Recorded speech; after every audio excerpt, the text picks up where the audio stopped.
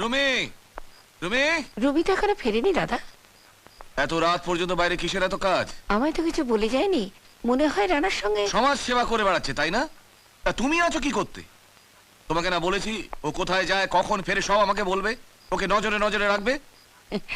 Ruby বড় হয়েছে, শিক্ষিত বুদ্ধিমতী মেয়ে, নিজের ভালো মন্দ সে নিজে বোঝে, তাকে কি পায়ে শেকল দিয়ে আটকে রাখা যায়? তাহলে তোমাকে পুষছি কি জন্যে? সারাদিন কি রাজকার্যটা করছো? আমি আমি তোমার পুষছি, এমন কথা তুমি বলতে পারলে? পুষছি না তো কি? মাস গেলে তোমার পেছনে কত টাকা খরচ হয় তুমি জানো? আমি তো ব্যবসাদার নই যে দাঁড়ি পাল্লার এক ধারে টাকা আর এক ধারে মায়া মমতাকে চাপিয়ে হিসেব করতে বসবো।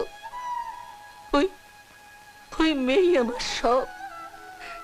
টাকার জন্যে আমি মা সেজেছি, এটা আমি জানতাম না। থাক, আর নাকি কান্না কাঁদতে হবে না, দূর করে দেবো সব। বাবা, বাড়িতে ঢুকেই বাবাকে চোখ রাঙাচ্ছ, এত দূর আসপর্দা তোমার? স্পর্ধা তো তুমি দেখাচ্ছ বাবা। মাসিমার সাথে এরকম ব্যবহার করার কোনো রাইট নেই তোমার। রাইট? কিসের রাইট? কাজের মেয়ে মতো থাকবে। তোর মতো পায়ের জুতো আমি মাথায় তুলে পুজো করি না, বুঝেছিস?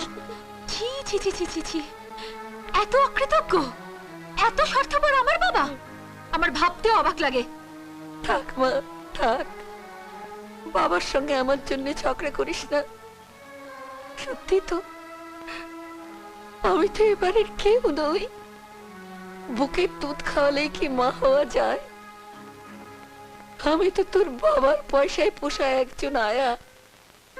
এছাড়া এ বাড়িতে তো আমার অন্য কোনো পরিচয় নেই মা, কোনো পরিচয় নেই।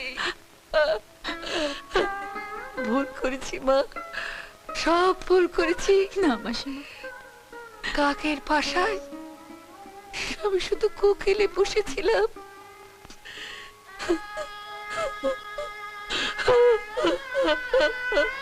বাবা, বাবা, মাসিমার কাছে তোমায় ক্ষমা চাইতে হবে।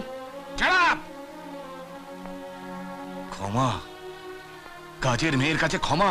কাজের মেয়ে? এগুলো দেখেছো? এগুলো তোমার বিয়ের কার্ড। সামনের সপ্তাহে তোমার বিয়ে, আর তুমি চলে গেলে ওকে আমি একদিনও এখানে রাখবো না, ঘাড় ধাক্কা দিয়ে বার করে দেবো। সেই নমুনা আজকে ওকে বুঝিয়ে দিলাম। ও বুঝেছি, স্বার্থ ছাড়া তো তুমি এক পাও চলো না। কি বলতে চাস তুই? কিছুই না, বলছিলাম আমার বিয়েটাও তো তুমি স্বার্থের জন্যই দিচ্ছ। মানে? মানে যতদিন আমি দিল্লিতে ছিলাম ততদিন আমি তোমাকে ভালোভাবে চিনতে পারিনি, কিন্তু এখানে এসে আমি বুঝতে পেরেছি একটা মুখোশের আড়ালে তোমার আসল ভয়ঙ্কর চেহারাটা লুকিয়ে আছে। রুমি, স্বার্থ ফুরিয়ে গেছে বলে আজ মাসিমাকে বাড়ি থেকে দূর করে দিতে চাইছো? এমএলএ হয়ে পলিটিক্যাল পাওয়ার হাতে পেয়ে আখের গোছাবার জন্য একজন শ্রদ্ধেয় ব্যক্তি শিবতোষ বাবুর মতো লোকের ছেলের সঙ্গে আমার বিয়ে দিতে চাইছো। তুমি বাবা নয়, বাবা নামে কলঙ্ক। আপনি আপনি আমাকে চিনবেন না রায়বাবু, আমি কাবেরীর বাবা। ও, রণজয়ের কাছে আপনার সব কথা শুনেছি আমি। আমার আবার সর্বনাশ হয়ে গেছে। কি হয়েছে? আমার ছোট মেয়ে অনুকে গুন্ডারা তুলে নিয়ে গেছে। রায়বাবু, আপনি আমাকে বাঁচান। আপনি কাঁদবেন না, আপনি থানায় যান। আমি রণজয়ের বাবার কাছে যাচ্ছি, খুব ইনফ্লুয়েন্সের লোক, একটা ব্যবস্থা হয়ে যাবে। বাবা, কাবেরী, কাবেরী, বাবা কি হয়েছে মনুর? কাবেরী, তুই বেঁচে আছিস মা? আমি ভাবতেই পারিনি আবার কোনোদিন তোকে দেখতে পাবো। বাবা, মনুকে কারা ধরে নিয়ে গেছে? জানি না মা, শুধু জানি যে গুন্ডারা এসে আমাকে শাসিয়ে গেছে। তোর বড় মেয়েটার যে হাল করেছি, এই মেয়েটারও তাই করবো। না দাদা, তুমি মনুকে বাঁচাও দাদা। মাফ করবেন, আপনার বড় মেয়ে চায় না যে আপনার ছোট মেয়ে বাঁচুক। দাদা, ইয়েস, তুমি চাও না তোমার ছোট বোন বাঁচুক। যদি চাইতে বাঁচুক, তাহলে তোমার যারা সর্বনাশ করেছে তাদের নামটা আমাকে বলতে।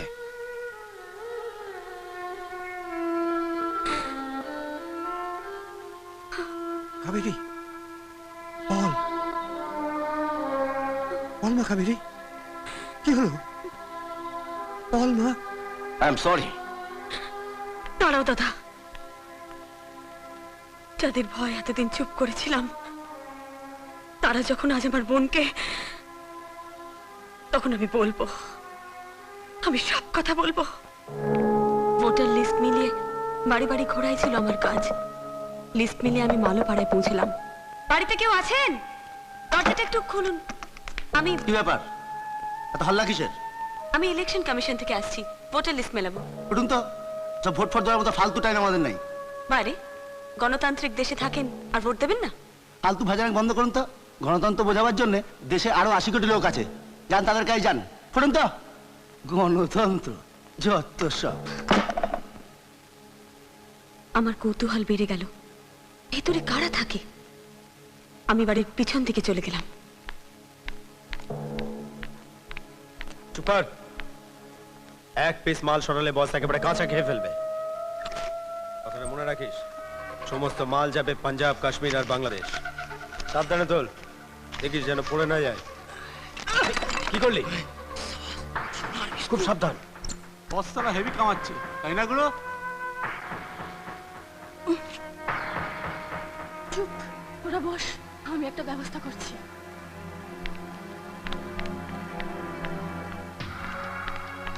বাঁচান দিদি, বাঁচান আমাদের। এই চল চল চল নিচে চল চল শিগগিরই। এই বাবলু কোথায়? চল শিগগিরই শিগগিরই বেটাকে ধর, দেখ দেখ দেখ দেখ ধর ধর শিগগিরই ধর। আমি এটাকে চল। ওই তো মেয়েটা পালিয়ে গেছে, ভাই তাড়াতাড়ি।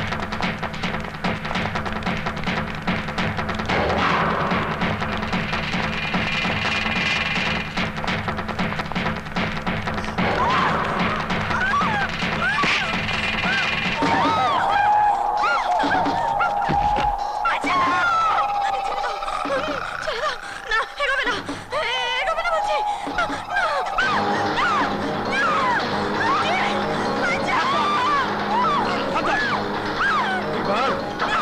এইবার তুমি কে বাঁচাবে? বল।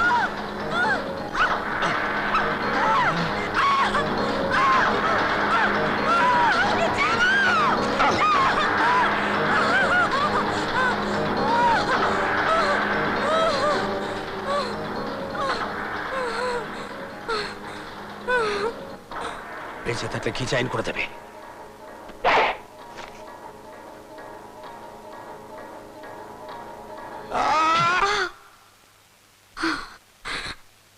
তারপর আমার আর কিচ্ছু মনে নেই। জ্ঞান ফেরার পর শুনেছি রণজয় বাবু আমাকে হাই রোড থেকে তুলে এনেছিলেন। দিদি, ওই রণজয় দার জন্য মনু? তোকে আবার ফিরে পেলাম। মনু, তুই তোকে না ধরে নিয়ে গেছিল? না, বাবাজি বলল ওটা নাটক। নাটক? হ্যাঁ, অবনীশদার আমি দুজনে মিলে এই নাটকটা তৈরি করেছি যাতে তুমি মুখ খোলো। কাবেরী, ভালো করে ভেবে আমার প্রশ্নের উত্তর দাও। দোতলার জানলায় যাকে দেখেছিলে সে কি তোমার চেনা, মানে আগে কোথাও দেখেছিলে? আবছা অন্ধকারে একবারই আমি মুখটা দেখেছি, তবে মনে হলো মুখটা যেন আমার চেনা। কারণ কারণ বোধহয় বীরপুরেই এর আগে আমি লোকটাকে দেখেছি, কিন্তু কোথায় কখন ঠিক বলতে পারবো না। এখন দেখলে চিনতে পারবে? পারবো। আচ্ছা, ওই কি দলের পান্ডা? হ্যাঁ। আচ্ছা, অন্য ছেলেগুলোকে চিনতে পারবে? ছেলেগুলোর নাম আমার আজও মনে আছে দাদা। বল্টু, পল্টন, বোদে, পাবলা। লোকটা এই নামগুলো ধরেই ডাকছিল। মনে হচ্ছে ওদের মধ্যে একটাকে আমি চিনি। লকআপে নিয়েও এসেছিলাম, কিন্তু ধরে রাখতে পারিনি প্রমাণের অভাবে। তবে এবার আমি ছাড়বো না। কাবেরী, তোর উপর অনেক কিছু নির্ভর করছে। এখন যদি লোকটাকে চিনতে পারিস, বলতে ভয় পাবি না তো? আমার ভয় আপনারা ভেঙে দিয়েছেন দাদা। That's like my sister.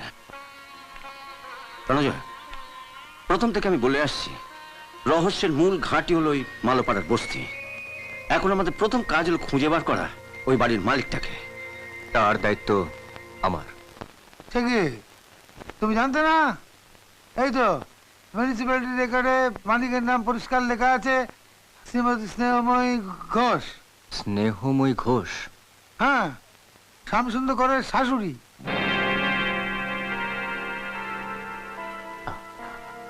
আমি চলি কাকাবু। সে কি যাবে কি? বসো বসো, আমার বাবা কিরম আছেন? বাবা ভালো আছেন? আমার একটু তাড়া আছে, আমি চলি। হ্যাঁ,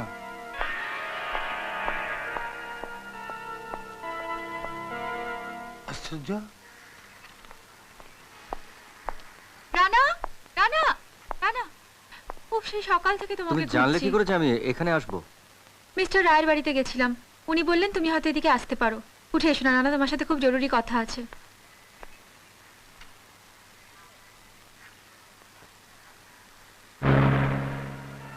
রাগ করো না প্লিজ। আচ্ছা, আমায় একটা খবর দিতে পারবে? কি? মালোপাড়ায় তোমার দিদিমার কোনো বাড়ি আছে? তাই নাকি? জানি না তো। তোমার বাবা কোনোদিনও কিছু বলেনি? বাবা আমার সাথে ভালো করে কথা বলে না নানা, খুব খারাপ ব্যবহার করে। বাবা আমার গায়ে হাত পর্যন্ত দিচ্ছে।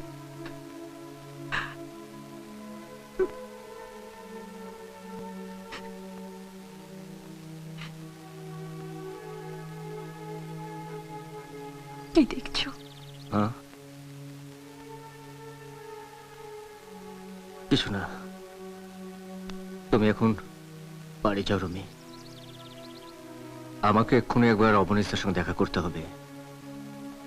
মালোপাড়ার রহস্যটা আমাকে জানতেই হবে। কে? মালোপাড়ার রহস্য ভেদ করার ইচ্ছে তোমার এখন আছে? আপনি কি বলতে চাইছেনটা কি? সেটা তোমার বোঝা উচিত ছিল। কেন মালোপাড়ার রাতারাতি শিব মন্দির গজায়? কেন সেই মন্দির বাঁচাও কমিটির সর্ব করা হয় তোমার বাবাকে? আমাকে বদলি হতে বলা হয়?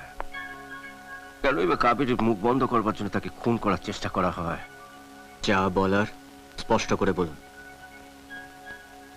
বুদ্ধিমান লোকের পক্ষে ইঙ্গিতই যথেষ্ট। আসলে অন্য একটা জিনিস তোমার বোধ শক্তি নষ্ট করে দিয়েছে। কি সেটা? আজ তো একটা রাজত্ব, তার সঙ্গে রাজকন্যা। মহাপুরুষরা এই প্রলোভন ত্যাগ করতে পারে না, তুমি? অমরিশা, কেন তোমার মতন একটা মিডল ক্লাস ফ্যামিলির ছেলের সঙ্গে সুজাতার বিয়ে হচ্ছে? কেন একটা অন্য লোকের এমএলএ হওয়ার দায়িত্ব নিতে হচ্ছে তোমার বাবাকে?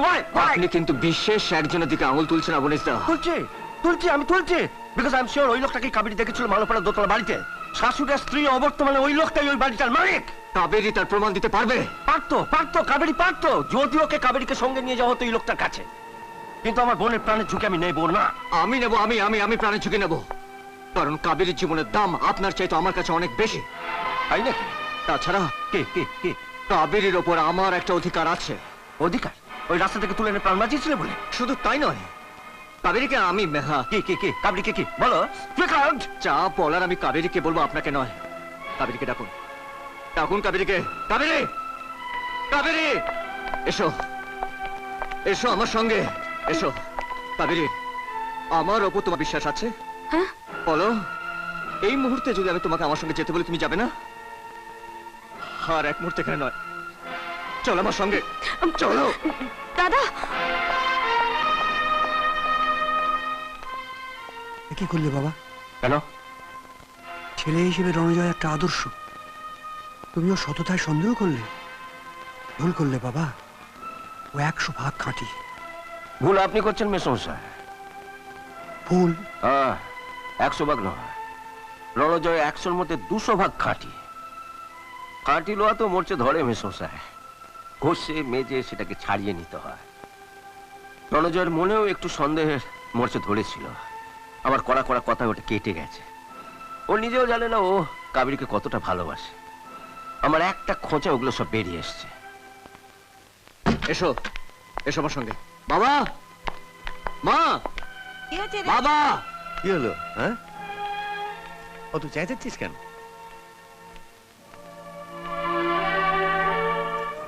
এই মেয়েটি কে? কি চায় এখানে? মা, এই সেই কাবেরী। কাবেরী? ওই যাকে তুই রাস্তা থেকে... হ্যাঁ, আজ আমি ওকে এখানে নিয়ে এসেছি একটা প্রমাণের জন্য। তোমরা ভেতরে এসো, এসো। মালোপাড়ার বারান্দা যাকে দেখেছিলে, তার কোনো চিহ্ন বা তাকে এই ঘরের কোথাও দেখতে পাচ্ছ?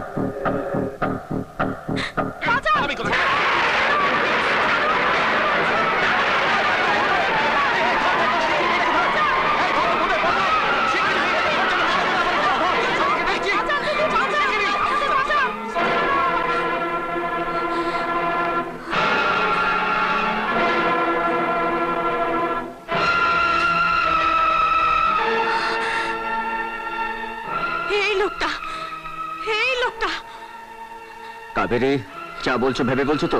হ্যাঁ হ্যাঁ ভেবে বলছি। এই লোকটাকেই দেখেছিলাম, এই লোকটাকেই দেখেছিলাম। কি বলছো কি? হ্যাঁ বাবা, যার জন্য আজ ওর এই অবস্থা, কদিন পরে লোকটা আমাদের বাড়ি আত্মীয় হতে চলেছে। কি বলছো তোমরা এসব? আমি বুঝতে পারছি না। হ্যাঁ আমি সব বলছি, তুমি বাইরে চলো, এসো। এই ফটো আবার কবে তুললেন? এই তো আপনার সেই সম্বর্ধনার ফটো দাদা। আমি তো ফটোগ্রাফারকে বলেই রেখেছিলাম, এবার এই ফটো জিরেক্স করে হাজার হাজার কপি আমি বীরপুরে বিলি করব। কেন? কেন কি বলছেন দাদা? আপনি স্বয়ং আমার পাশে আছেন, সেটা আমি পাবলিককে জানাবো না? একটা ভোটও দেখবেন অন্য বাক্সে পড়ছে না, আমি তাহলে ড্যাং ড্যাং করে জিতে যাব। বন্ধুগণ, আমি এই প্রথম কোন নির্বাচনী সভায় এসেছি কিছু বলার জন্য। আমরা ভোট দিই কেন? এলাকার, দেশের মানুষের মঙ্গলের জন্য। কিন্তু কি দেখছি চারদিকে? খুন, জখম, রাহাজানি আর সাধারণ মানুষের সম্পত্তি লুটপাট হচ্ছে। কিন্তু এ নিয়ে রাজনৈতিক নেতাদের কোনো মাথা ব্যথা নেই। তাদের একটাই চিন্তা, ভোট। দাদা দাদা আসল কথায় আসুন, আমার কথা বলুন। বলছি বন্ধুগণ, আজ একটা জ্বলন্ত উদাহরণ আমি আপনাদের সামনে তুলে ধরব। এই বীরপুরের উদাহরণ। ভদ্র, পরোপকারী, সম্ভ্রান্ত মানুষের মুখোশের আড়ালে জঘন্য ক্রিমিনালদের নাটের গুরুর স্বরূপ আজ আমি আপনাদের কাছে তুলে ধরব। আজ থেকে কিছুদিন আগে একটি মেয়েকে এই বীরপুর শহরের রাস্তায় ক্রিমিনালরা বলাৎকার করে, খুন করবার চেষ্টা করে। তারপর ভাগ্যক্রমে সে বেঁচে যায়। কিন্তু কি তার অপরাধ? তার অপরাধ, সে নাটের গুরুর কীর্তিকলাপ ধরে ফেলেছিল। আজ সেই লোকটার মুখোশ আমি খুলে দেব। বলুন কে সেই লোক? বলছি, আপনারা জেনে যান, সেই ক্রিমিনালদের নাটের গুরু, জঘন্য দেশদ্রোহী, আজ আপনাদের ভোট প্রার্থী এই শ্যাম সুন্দর কর। বাবা বাবা বাবা বাবা, তুমি তোমার বাবাকে হাসপাতালে নিয়ে যাওয়ার ব্যবস্থা করো। সব সুন্দর ব্যবস্থা আমি করছি। বাবা বাবা বাবা, আস্তে আস্তে আস্তে।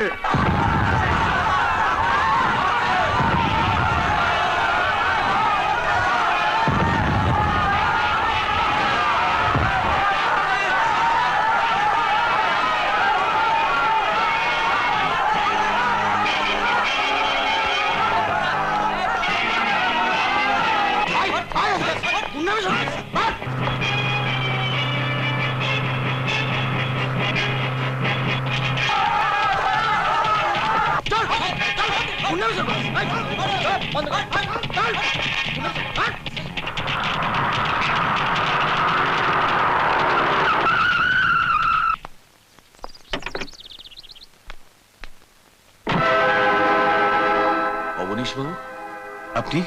শিবতোষ বাবুরা এত বড় উপকারটা করে এলেন, আমরা তো উচিত আপনাকে কিছু একটা উপহার দেওয়া। খবরদার এক পায়ে এগোবে না, তাহলে আমি গুলি চালাবো। খবরদার এক পায়ে এগোবে না, তাহলে আমি খুন করতে বাধ্য হবো। Don't move! Don't move!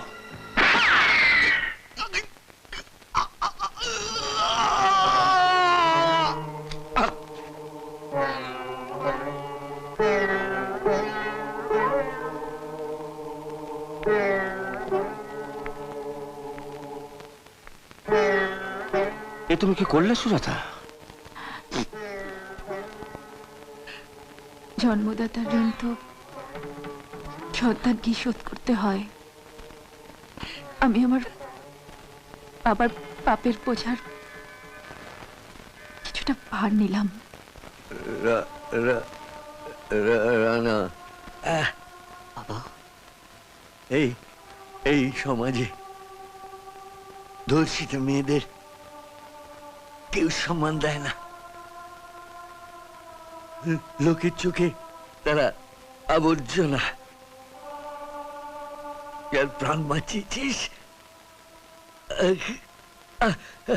প্রাণ প্রতিষ্ঠা করেছিস, তাকে যোগ্য সম্মান দিস।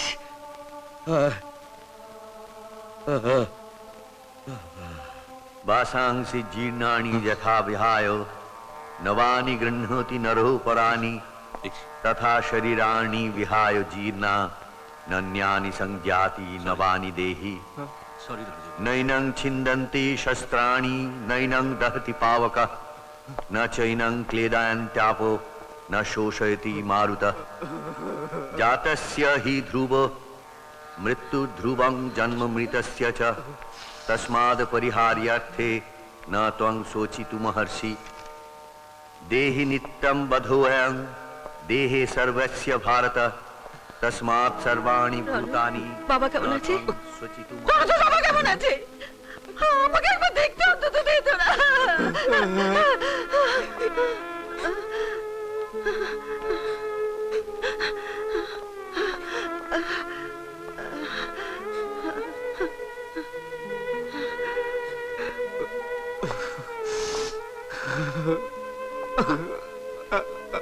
বাবা, তুমি কথা বলছো না কেন? কি হয়েছে তোমার?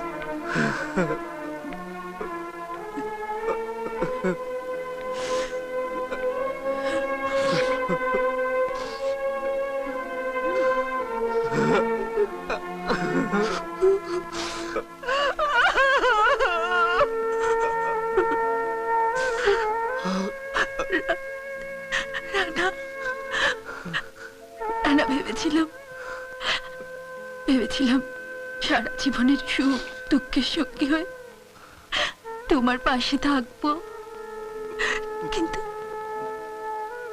কিন্তু হলো না।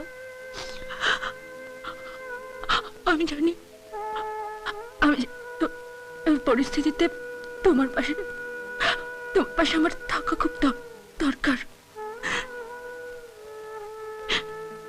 কিন্তু না ওরা যে আমার জন্য অপেক্ষা করছে না। ওরা কারা? এক্সকিউজ মি, সুজাতা দেবী, এবার আপনাকে যেতে হবে। কোথায় নিয়ে যাবে?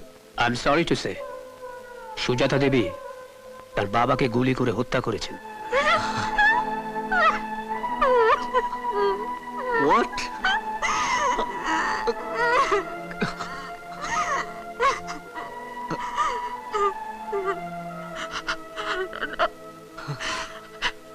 এছাড়া আমার আর কোনো উপায় ছিল না।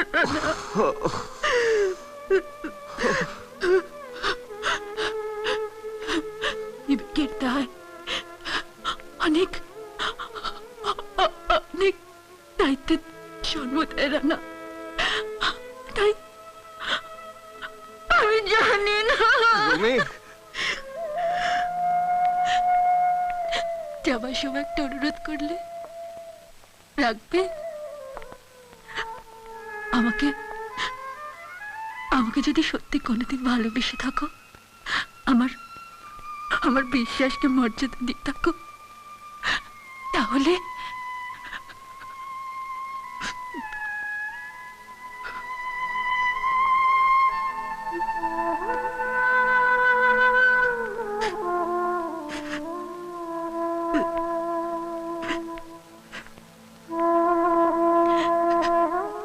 রানা,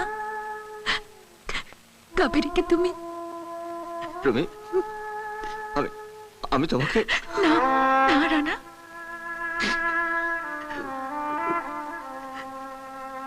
কাবেরী কাবেরী অসহায়। এই সমাজ কাবেরীকে গ্রহণ করবে না রানা। তুমি তুমি ওর প্রাণ প্রতিষ্ঠা করেছো রানা। তুমি পারো ওকে একমাত্র মর্যাদা দিতে।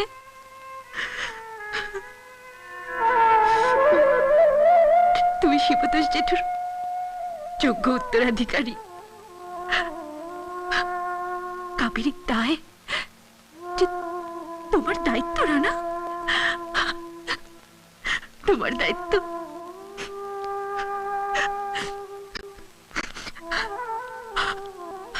চলি।